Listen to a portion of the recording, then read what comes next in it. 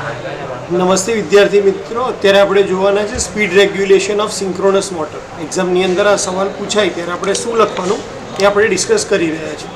હવે જેવી રીતે વોલ્ટેજ રેગ્યુલેશન હોય છે અલ્ટરનેટરમાં અને જનરેટરમાં, કે ભાઈ વોલ્ટેજમાં કેટલો ચેન્જ આવ્યો, એવી રીતે મોટરની અંદર હોય છે સ્પીડ રેગ્યુલેશન.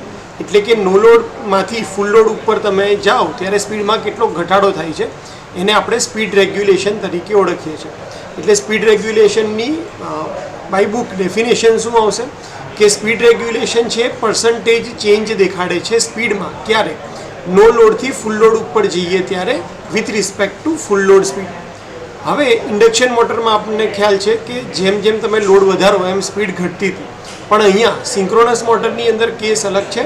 સિંક્રોનસ મોટર નો લોડ હોય કે ફૂલ લોડ હોય બંનેની અંદર સેમ સ્પીડ ઉપર જ ફરે છે, અને એટલા માટે આપણે સ્પીડ રેગ્યુલેશનમાં નો લોડ અને ફૂલ લોડ બંનેની સેમ વેલ્યુ મૂકશું તો ઉપરનો ડિફરન્સ 0 થઈ જશે.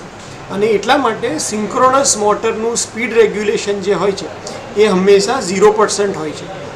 એનો મતલબ સિંક્રોનસ મોટરમાં લોડમાં ફેરફાર કરવાથી સ્પીડમાં કોઈ પણ જાતનો ફેરફાર થતો નથી.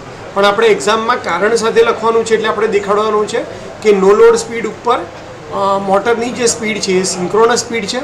ફૂલ લોડ હોય ફૂલ લોડ હોય ત્યારે પણ સિંક્રોનસ મોટરની સ્પીડ સિંક્રોનસ સ્પીડ જેટલી જ છે, અને એટલા માટે સ્પીડ રેગ્યુલેશનની વેલ્યુ થઈ જશે ns-ns/ns, એટલે થઈ જશે 0%.